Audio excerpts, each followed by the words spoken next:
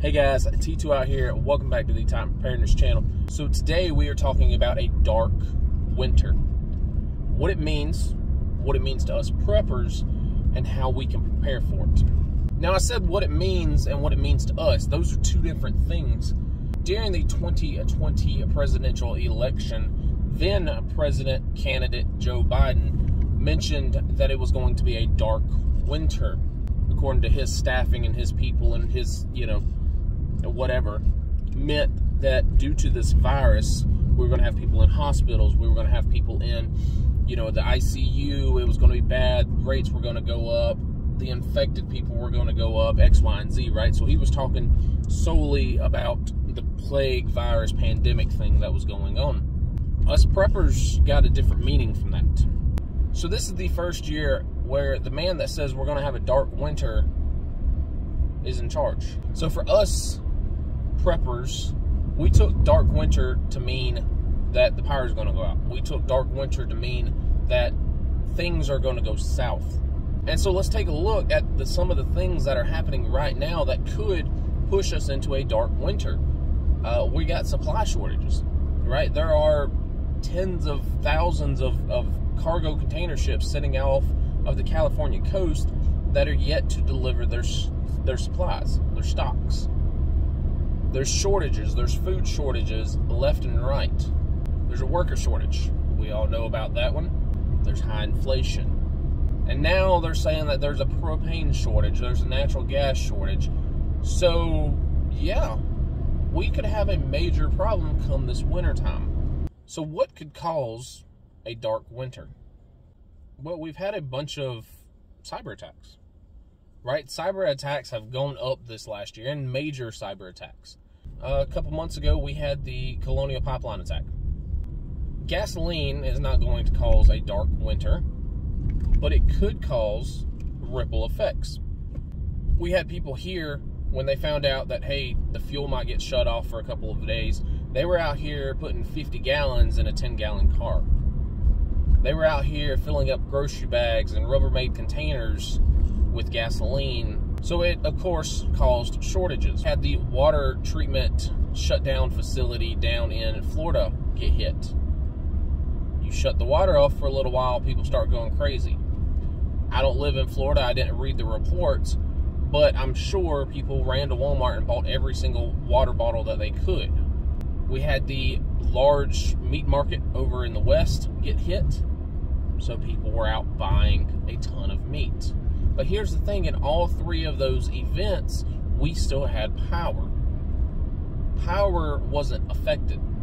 All it would take is a basic ransomware attack on one of these power generating companies, and we could shut off power to counties, to states, to nations. You hit the button and you cause a power outage on the coldest day of the winter, or the day where everyone's getting a lot of snow, and you're going to have mass chaos. I mean, how many people know how to stay warm without power? How many people can stay warm without power? You look at places like New York, you look at places like Washington, D.C. Not many people can go outside and build a fire and stay warm and stay alive. So you're sitting at home during the wintertime and your power shuts off. What's the first thing you need? Well, you need to stay warm. Above anything else, you need to find a way to keep your body temperature regulated.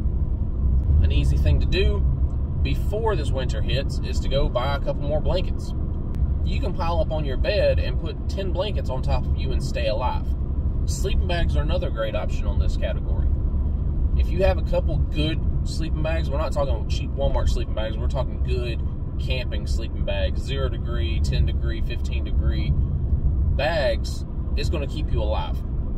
The next thing you need is water. You can survive 3 or so days without water, depending on what you're doing. As we learned in Florida, or any natural disaster that's ever hit, when the power shuts off, people rush. People rush to Walmart, people rush to the grocery stores, and they will buy up all the water that they can find. You need a better water source. Go ahead and fill your sinks up. Go ahead and fill your bathtubs up. You can deal with the cleaning process later. The water that comes out of your tap is clean with chemicals. So yeah, it might taste bad, but it's at least safe to drink in most cases. So you can run it through a filter, Solumini, Hydro Blue, something like that. And then to make it taste better, you can run it through a Brita pitcher or a 0 watt or something like that, and that will remove the chemicals. Have backup heat sources. Yeah, you can stay under a blanket all you want to, but you can't get nothing done. So you need a way to stay warm. Personally, I love a good kerosene heater. We grew up on kerosene heaters. Yeah, you do need to be careful if you're using them in your house. There are a flame risk. There is a burn risk. There is a carbon monoxide risk. But most houses have leaks.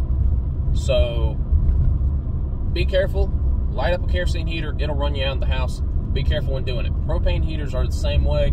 So a Mr. Buddy heater is a great option. They take the 1-pound cylinders or they take the 20-pound tanks. Buy some propane. Propane is on a shortage list this year. Go ahead and have it now before you need it. If you have a wood-burning stove or a chimney, a wood-fire chimney, make sure it's clean and it's safe to use. You might be having to use it this year. Go ahead and stock up on firewood. The next thing is food. You want to have non-perishable food items. As we all know, the food is on a shortage supply this year. Canned foods, canned meat are all short. Go ahead and pick that stuff up now before you need it. Non-perishable, easy to open, easy to eat meals. Cans of ravioli, cans of spaghetti, things you don't have to cook. One of the easiest ways to warm yourself up is by drinking something warm or eating something warm. The camping stoves that I have shown off over multiple videos, those things are great. Stock up on a little bit of propane fuel or a little bit of isobutane fuel, and you can cook 15-20 meals on a small little camp stove. So the next is power. You want to be able to see what you're doing. You want to be able to know what you're doing. So buy some flashlights, buy some headlamps, and have batteries for them. On top of that, you might want to have things like cell phone recharger bricks, right? 20,000 milliamps is 6 chargers on most phones. Have things like that.